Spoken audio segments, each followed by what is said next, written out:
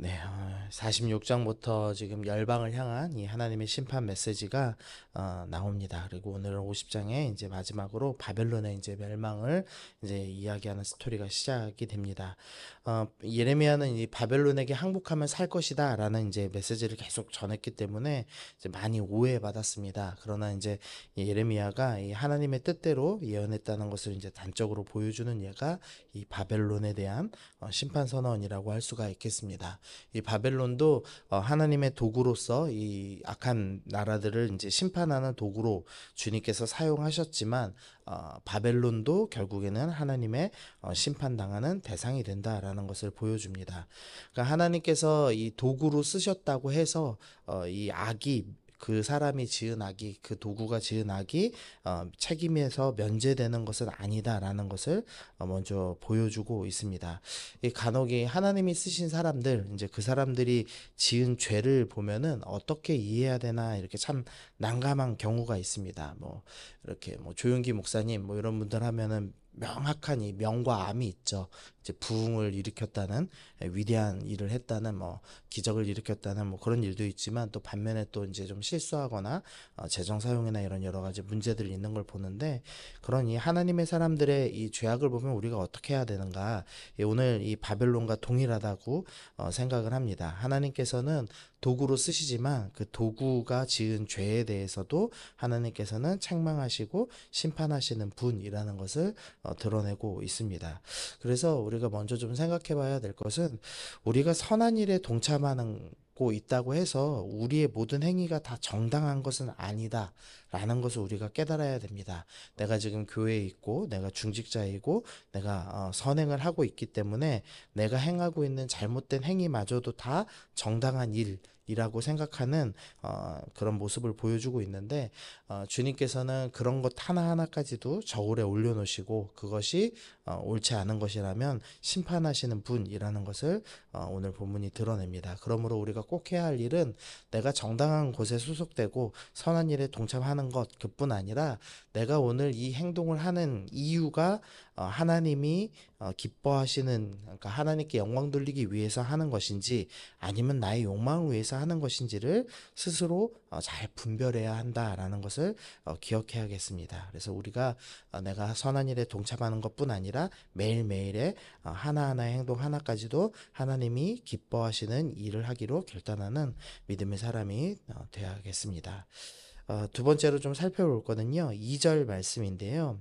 너희는 나라들 가운데 전파하라 공포하라 깃발을 세우라 숨김이 없이 공포하여 이르라 바벨론이 함락되고 벨이 수치를 당하며 무로닥이 부서지며 그 신상들은 수치를 당하며 우상들은 부스러진다 하라 라고 하면서 이 바벨론의 심판에 대해서 먼저는 이 우상들이 이 당하는 일에 대해서 나타나고 있습니다. 이 바벨론의 신인 벨과 무로닥이 이제 수치를 당하게 될 것이다 되어 있습니다.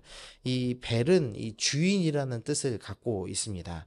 근데 우리가 주인이라는 뜻을 갖고 있는 우상을 하나 더 알고 있는데 바알이죠. 바알도 주인이란 뜻을 갖고 있습니다. 그래서 이 이스라엘 지역의 고대 이 물품들 출토되는 걸 보면은 이 하나님에 대해서도 이제 바알이라는 것을 붙여서 이 당시 사람들이 이제 혼돈에서 사용했던 것을 볼 수가 있는데요.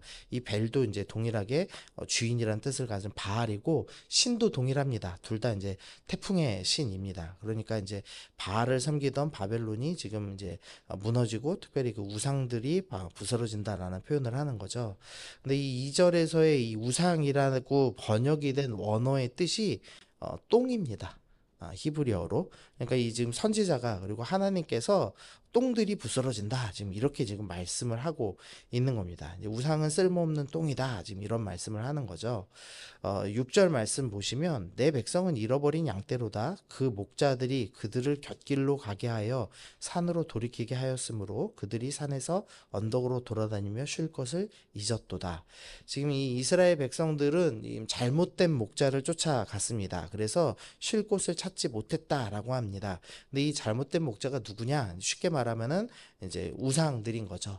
가나안 땅에서는 바알을 섬겼고 또 바벨론에서는 벨을 섬겼는데 그것은 너희에게 쉴 곳을 주지 못하는 아무 쓸모없는 것, 똥과 같은 것이다 라고 주님께서 지금 책망을 하고 계시는 겁니다. 예레미야가 지금 그래서 그 우상은 가장 먼저 부스러질 것이다라고 이야기를 합니다.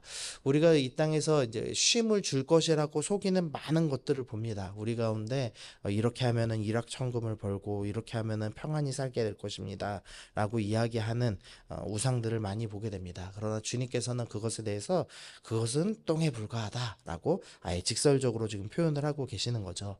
이 어린아이들이 이 똥만 보면 웃습니다. 근데 그거 보면은 뭐 귀엽긴 하지만 사실은 참 철없는 행동이죠. 근데 하나님 보시기에 우리가 평안을 숭배하는 것, 쉴 곳을 찾아 헤매는 것, 우상 숭배하는 것이 어린아이가 똥만 보면 웃는 것과 똑같은 행위라는 것을 우리가 좀 생각을 해보시면서 하나님, 내가 쓸모없는 것에 내 마음을 주지 않겠습니다. 내가 벨과 바알에게 나의 마음을 주지 않겠습니다. 내가 다시 하나님께 돌아가겠습니다. 우리 그렇게 결단하면 좋겠습니다. 그리고 4절, 5절 말씀 보시면은요, 여호와의 말씀이니라 그날 그때 이스라엘 자손이 돌아오며 유다 자손도 함께 돌아오되 그들이 울면서 그 길을 가며 그의 하나님 여호와께 구할 것이며 그들이 그 얼굴을 시온으로 향하여 그 길을 물으며 말하기를 너희는 오라 잊을 수 없는 영원한 언약으로 여호와와 연합하라 하리라. 이제 이스라엘 백성들 또 유다 자손들이 이제 하나님께로 돌아오게 될 것이다라고 말씀을 합니다.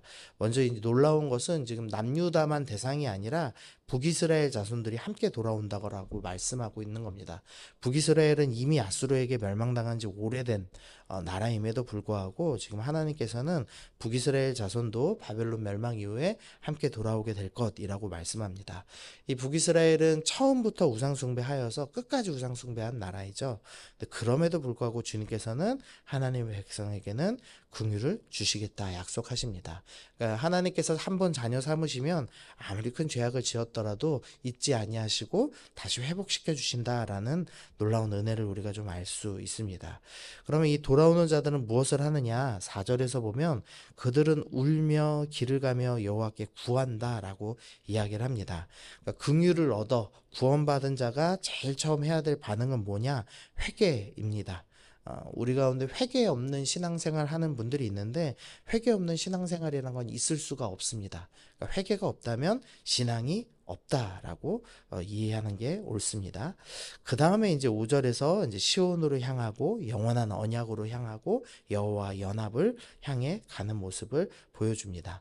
회개한 자들은 회개에서 그치는 것이 아니라 반드시 하나님께로 가까이 가는 의지적인 행동을 하게 된다라는 것을 기억해야 됩니다. 그러니까 즉 하나님을 섬기는 자들은 어떻게 되느냐?